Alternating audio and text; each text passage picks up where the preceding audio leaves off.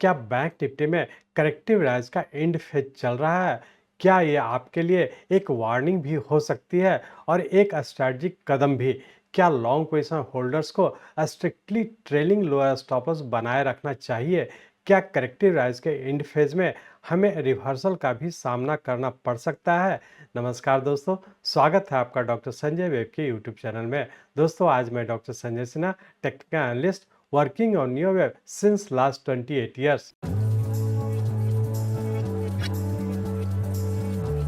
Start करने से पहले मैं समझता हूं कि आप लोग निश्चित रूप से डिस्क्लेमर को अच्छे से देखकर पढ़कर समझ लिए होंगे। इस चैनल पर दिए गए सभी कंटेंट एजुकेशनल पर्पस से बनाए गए हैं और इसका उद्देश्य किसी भी प्रकार की एडवाइस या रिकमेंडेशन करना नहीं है। हम सेबी रजिस्टर्ड फिनेंशियल एडवाइजर नहीं है, इसलिए हम आपको स्ट्रिक्टली सलाह देते हैं कि अपने प्रोफेशनल के कंसल्टेशन के बिना आप कोई भी डिसीजन, फिनेंशियल इन्वेस्टमेंट, ट्रेडिंग या कुछ भी ना करें। कुछ भी प्रॉफिट या लॉस होता है तो उसके लिए रिस्पॉन्सिबल आप खुद होंगे। आज का वीडियो उन सभी के लिए बहुत इंपॉर्टेंट है जो बैंक निफ्टी में इन्वेस्टमेंट या ट्रेडिंग कर रहे हैं, क्योंकि हम एक बहुत ही क्रिटिकल लेवल पर पहुंच गए हैं। बैंक निफ्टी के वेरी शॉर्ट टर्म ट्रेंड में हम एक ऐसे स्टेज पर हैं जहां करेक्टिव राइज का एंड फेज चल रहा है। ये आपके लिए एक वार्निंग भी हो सकती है और एक स्ट्रैटेजिक कदम भी। यहाँ से हम लिमिटेड अप ट्रेंड का कंटिन्यूएशन देख सकते हैं या फिर एक शार्प रिवर्सल।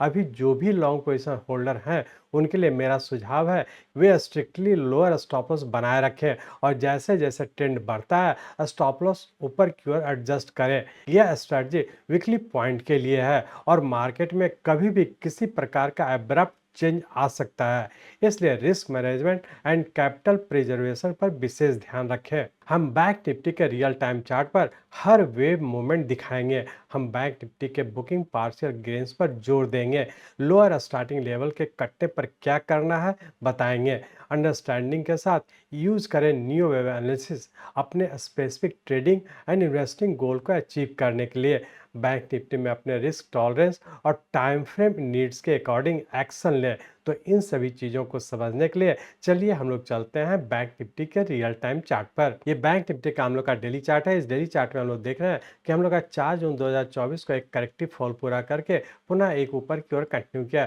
जिसके तहत ऊपर का 11th, 12th और 13th वेव इस पॉइंट पे पूरा किया, जो कि 26 सितंबर 2024 को पूरा करके और यहाँ सबसे पहली बार हम लोग का वेरी शॉर्ट टर्म का एक पैटर्न कंफर्म किया, जो इंडिकेट कर रहा है कि यहाँ पे हम लोग का एक 13th वेव पूरा करके और पुनः फिर से नीचे की ओर करेक्शन में इंटर कर चुके हैं, जिसके तहत हम लोग यहाँ पे देख रहे हैं कि 13th वेव के बाद नीचे का या तो ये और ये करेक्टिव बी वेव के फॉर्म है और पुनः फिर से नीचे कंटिन्यू होने की संभावना, या फिर हम लोग ये कह सकते हैं कि ऊपर का 13th वेव पूरा करके नीचे का 1 और ये सेकेंड वेव के फॉर्म में हम लोग ऊपर करेक्शन में है। और जब भी हम लोग का सेकेंड वेव पूरा करके नीचे का पैटर्न कंफर्म करता है तो फिर से हम लोग नीचे कंटिन्यू हो जाने की संभावना है। अब हम लोग ये देखने की कोशिश करेंगे कि यहाँ पे जब 13th वेव के बाद जब नीचे कंटिन्यू किया तो इसका सबऑर्डिनेट वेव किस पैटर्न में है और इसके बाद यहाँ से जो करेक्टिव राइज के फॉर्म में ऊपर कंटिन्यू किया इसका सबऑर्डिनेट वेव किस पैटर्न में है। तो इसके लिए हम लोग इस डेली चार्ट को कन्वर्ट करते हैं आवरली चार्ट में। यहाँ पे हम लोग आवरली चार्ट में आ चुके हैं। इस आवरली चार्ट में हम लोग देख रहे हैं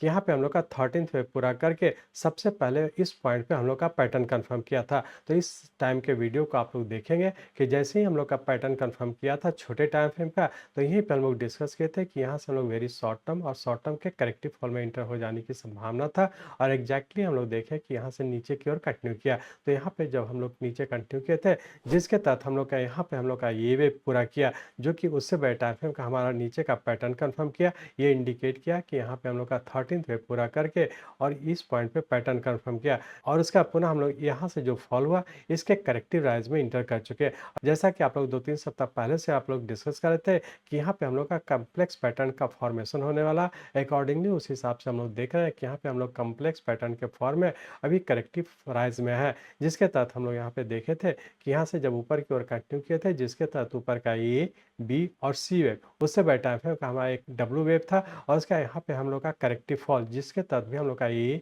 बी और सी वेव इस पॉइंट पे पूरा किया, जो कि उससे बड़े टाइम फ्रेम का एक्स वेव था और पुनः यहाँ से हम लोग वाई वेव के पैटर्न में ऊपर कंटिन्यू किए, जिसके तहत भी हम लोग देख रहे हैं कि ऊपर का ए, बी और पुनः हम लोग सी वेव या फिर हम लोग कह सकते हैं थ्री वेव में ऊपर जाने की संभावना है। चूंकि ये वेव के तहत भी हम लोग देख रहे हैं कि इसका भी सबऑर्डिनेट वेव ऊपर का ए बी और सी वेव उससे बेटा एफ का हमारा ए हो गया और इस ए वेव का करेक्टिव फॉल बी इस पॉइंट पे पूरा किया और पुनः हम लोग ऊपर की ओर कंटिन्यू कर चुके हैं। तो हम लोग ये कह सकते हैं कि इस वाई वेव का पैटर्न भी ऊपर का ए बी और सी वेव के फॉर्म में ऊपर कंटिन्यू है, जो कि उससे बेटा एफ का हमारा वाई वेव पूरा करके और फिर से नीचे कंटिन्यू होने की संभावना है। तो हम लोग यहाँ पे ये कह सकते हैं कि यहाँ से जब नीचे की ओर कंटिन्यू किया था तो इस पॉइंट पे हम लोग का ए वेव पूरा करके या तो करेक्टिव बी में है या फिर नीचे का वन और ये सेकंड में पूरा करके हम लोग का फिर से नीचे पैटर्न कंफर्म करता है तो फिर से नीचे कंटिन्यू हो जाने की संभावना है। तो हम लोग ये कह सकते हैं कि यहाँ पे हम लोग का एक वेरी शॉर्ट टर्म का प्राइस वाइज करेक्शन पूरा करके और पुनः एक वेरी शॉर्ट टर्म के करेक्टिव राइज में इंटर किया है।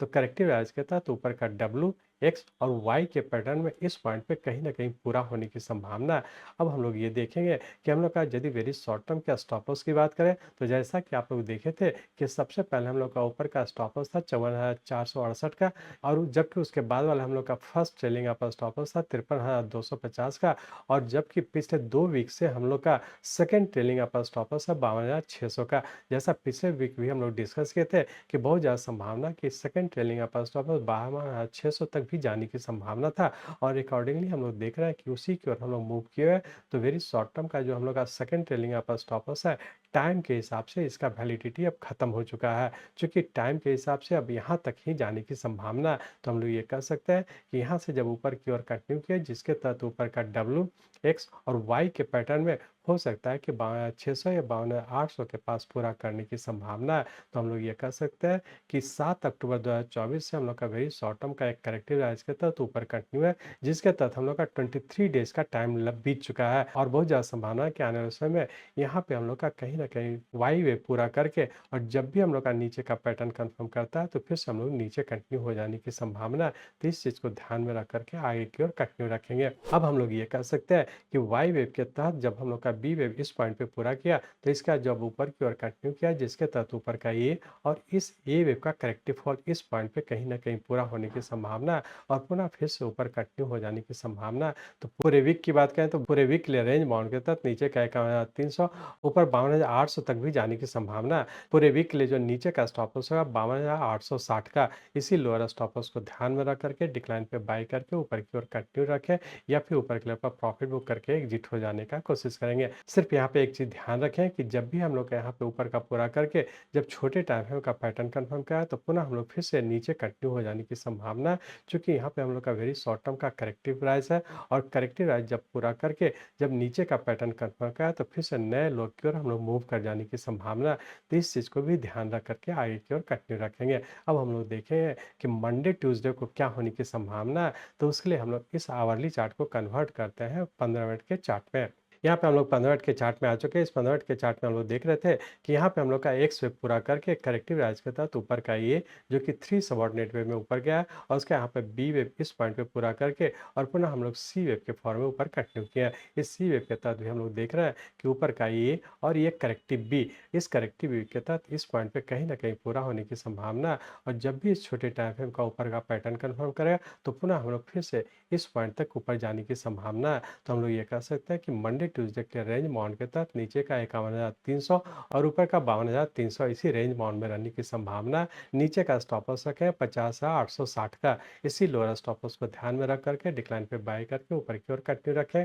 सिर्फ ध्यान रखें कि मंडे ट्यूसडे में यदि डिक्लाइन पे बाय करते हैं तो उसके लिए भी हम लोग का लोअर स्टॉप लॉस 50,860 का ही है और ऊपर के लेवल पर या तो प्रॉफिट बुक करें या फिर होल्ड करते हैं तो इंट्राडे के स्टॉप लॉस को फॉलो करते हुए आगे की ओर कंटिन्यू रखेंगे। इस तरह से हम लोग कह सकते हैं कि बैंक निफ्टी इंट्राडे के पॉइंट ऑफ व्यू से भी नीचे पूरा करके ऊपर कंटिन्यू होने की संभावना। यदि वीकली पॉइंट ऑफ व्यू की बात वीकली पॉइंट ऑफ व्यू से भी हम लोग का ऊपर ही रहने की संभावना, उसके लिए भी हम लोग का नीचे का स्टॉप लॉस 50,860 का ही है, इसी को फॉलो करते हुए आगे की ओर कंटिन्यू रखेंगे। वेरी शॉर्ट टर्म में जैसा हम लोग डिस्कस किए थे कि हम लोग का वेरी शॉर्ट टर्म में का यहाँ पे एक करेक्टिव फॉल पूरा करके और पुनः हम लोग यहाँ से करेक्टिव राइज में इंटर किए हुए हैं, जिसके तहत हम लोग का रफली 23 डेज बीत चुका है और अभी भी ऊपर रहने की संभावना है। तो वेरी शॉर्ट टर्म पॉइंट से जो भी राइज हो रहा है एक करेक्टिव राइज हो रहा है और करेक्टिव और जब भी पूरा करके नीचे का पैटर्न कंफर्म करता है तो फिर से नए लो की ओर हम लोग मूव कर जाने की संभावना है। तो तीनों ही टाइम फ्रेम को ध्यान रखेंगे कि जिस भी टाइम फ्रेम का आप ट्रेड करना चाहते हैं उसी टाइम फ्रेम के स्टॉप लॉस को फॉलो करें और उसी टाइम फ्रेम के स्ट्रेटजी को फॉलो करते हैं, रिस्क रिवार्ड रेशियो को फॉलो करते हैं हम लोग हाई की ओर कंटिन्यू रखेंगे। थैंक यू दोस्तों, आपने वीडियो देखने के लिए समय निकाला। हर एक मूव पर अलर्ट रहना ट्रेडिंग का एक हिस्सा है और मेरा यही एम है कि मैं आपको हमेशा अप टू डेट और इन्फॉर्म रखूं। मिलते हैं अगले वीडियो में एक नई एनालिसिस के साथ। तब तक के लिए ट्रेड सेफ, स्टे अलर्ट। जय हिंद।